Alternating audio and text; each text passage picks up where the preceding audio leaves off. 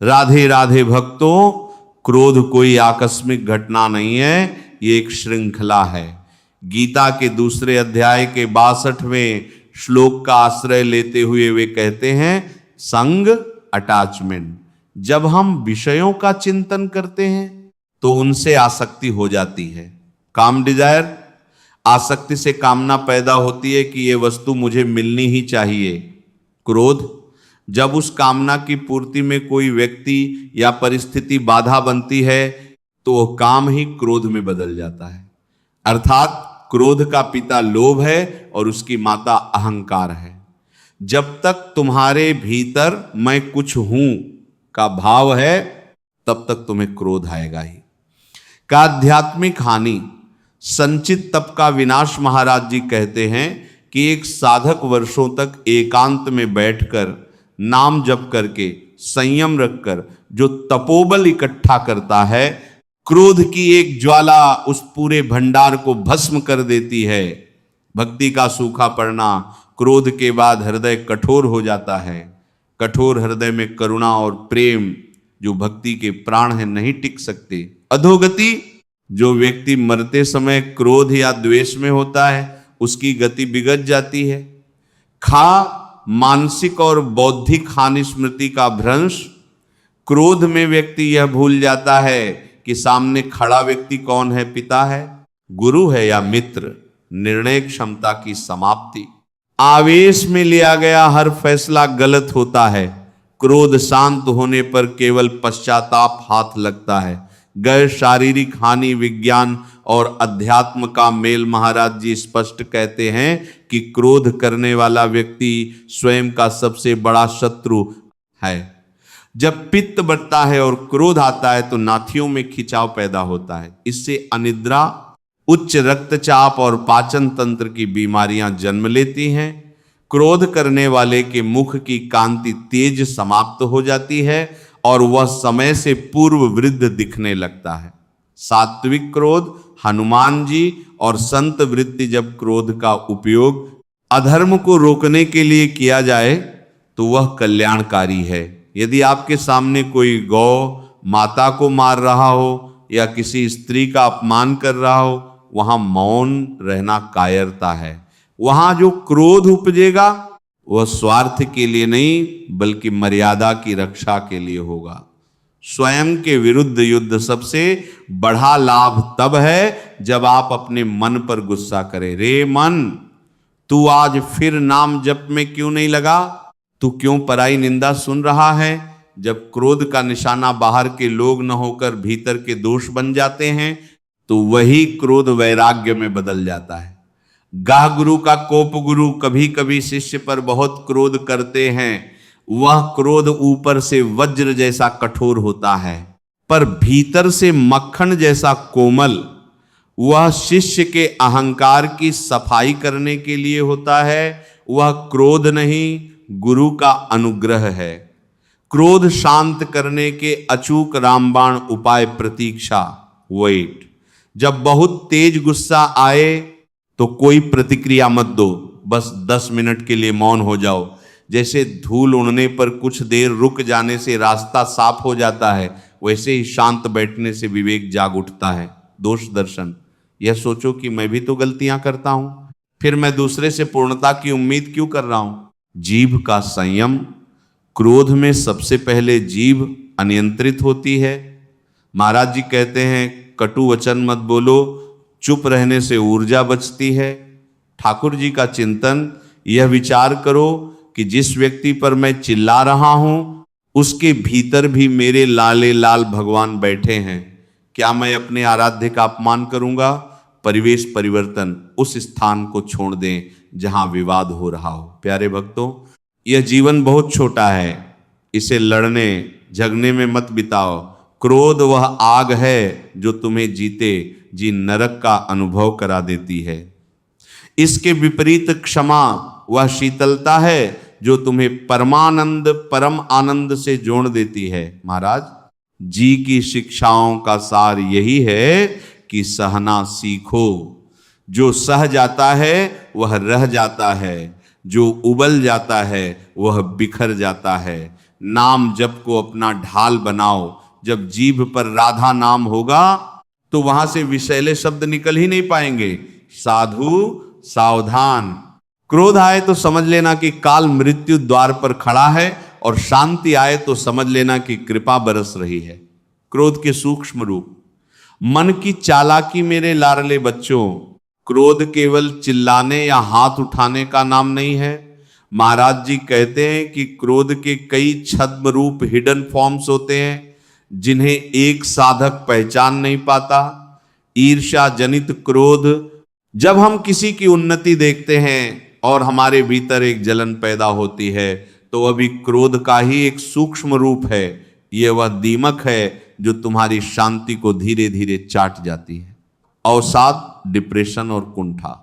कभी कभी मनुष्य बाहर तो शांत दिखता है, पर भीतर ही भीतर घुटता रहता है। यह दबा हुआ क्रोध है। महाराज जी कहते हैं कि इसे भीतर मत ससाओ, इसे नाम जप की अग्नि में जला डालो। झुंझलाहट, छोटी छोटी बातों पर चिड़चिड़ा जाना, इस बात का संकेत है कि तुम्हारा भजन अभी कच्चा है। सामाजिक और पारिवारिक जीवन पर प्रभाव आज के समय में घर घर में जो कलह है, उसका मूल कारण क्रोध ही है। संस्कारों का नाश। जब माता पिता घर में क्रोध करते हैं तो बच्चों के कोमल मन पर उसका गहरा प्रभाव पड़ता है। तुम उन्हें गीता पढ़ाओ या मंदिर ले जाओ, पर यदि तुम घर में चिल्लाते हो तो वे वही सीखेंगे। क्रोध एक संक्रामक रोग है जो पीढ़ी दर पीढ़ी चलता है। भरोसे की समाप्ति। क्रोध में बोला गया एक शब्द वर्षों के विश्वास को मिट्टी में मिला देता है। महाराज जी अक्सर कहते हैं मिट्टी का बर्तन टूटे तो जुड़ सकता है, पर मन का बर्तन टूटा तो गांठ पड़ जाती है। कार्य क्षेत्र में बाधा।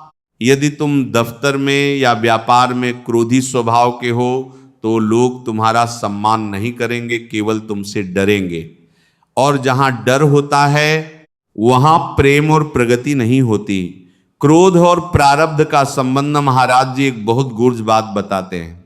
कभी कभी हमें बिना किसी ठोस कारण के भी बहुत गुस्सा आता है। ये हमारे पूर्व जन्मों के संस्कार हैं। पिछले जन्मों में जो क्रोध हमने किया उसके बीज हमारे चित्त में पड़े हैं। जैसे ही कोई प्रतिकूल परिस्थिति आती है वह बीज अंकुरित हो जाता है। समाधान, यहां केवल और केवल साधु संग और गुरु कृपा काम आती है। गुरु अपनी दृष्टि से उन बीजों को भस्म कर देते हैं। क्रोध को प्रसाद बनाने की कला महाराज जी सिखाते हैं कि प्रतिकूलता को स्वीकार करना सीखो। यदि किसी ने तुम्हारा अपमान किया तो ये सोचो कि मेरे ही किसी पुराने कर्म का फल आज यह व्यक्ति मुझे दे रहा है। ये तो डाकिया मैसेंजर है। असली हिसाब तो मेरा ईश्वर के साथ है। जब तुम अपमान को प्रसाद समझकर स्वीकार कर लेते हो तो क्रोध की जगह करुणा जन्म लेती है। तुम उस व्यक्ति पर गुस्सा नहीं करोगे, बल्कि उस पर दया करोगे कि बेचारा अपने कर्म बिगाड़ रहा है। उपासना में क्रोध का स्थान साधकों के लिए विशेष निर्देश। जो लोग वृंदावन की भक्ति या किसी भी मार्ग की साधना कर रहे हैं उनके लिए महाराज जी का स्पष्ट आदेश है। सेवा की शर्त, तुम ठाकुर जी को 56 भोग लगाओ, पर यदि तुम्हारे हृदय में किसी के प्रति क्रोध या द्वेष है तो ठाकुर जी वह भोग स्वीकार नहीं करते। नाम की मर्यादा, राधा राधा जपने वाली जिह्वा से यदि गाली निकलती है तो वह अपराध है। यह वैसे ही है जैसे दूध के पात्र में नींबू निचोड़ देना। क्रोध को जीतने का अंतिम अस्त्र दीनता, अहंकार ही क्रोध का ईंधन है। महाराज जी कहते हैं अकिंचन बनो। जब तुम खुद को सबसे छोटा मान लोगे तो तुम्हें किसी की बात बुरी ही नहीं लगेगी। पैर के नीचे की घास को हर कोई कुचलता है, पर वह कभी क्रोध नहीं करती, इसलिए वह हमेशा हरी भरी रहती है। बड़े बड़े पेड़ तूफान में उखड़ जाते हैं क्योंकि वे झुकना नहीं जानते। झुकना कमजोरी नहीं बल्कि सबसे बड़ी ताकत है। प्यारे बच्चों, क्रोध को पालना बंद करो। यह तुम्हारे घर का पालतू कुत्ता नहीं है, यह एक भैया है जो तुम्हें ही खा जाएगा। रोज सुबह उठकर संकल्प करो, आज मैं किसी पर आवेशित नहीं होऊंगा।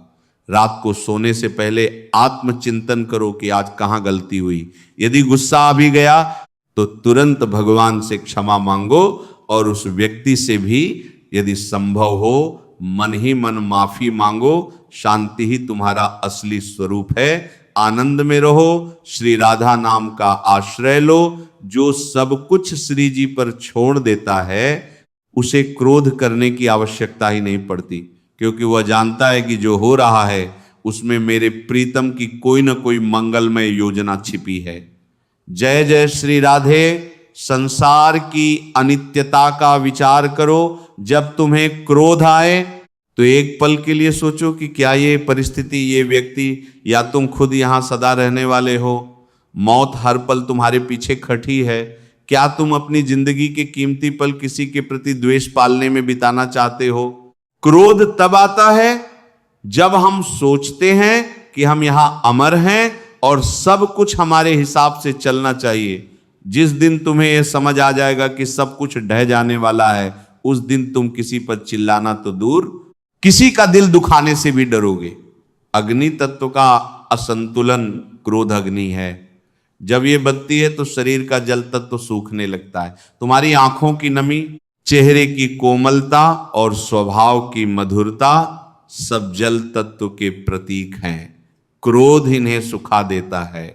वायु तत्व का प्रकोप, गुस्से में सांसें तेज चलती हैं। महाराज जी कहते हैं कि हर मनुष्य को सांसें गिनकर मिली हैं।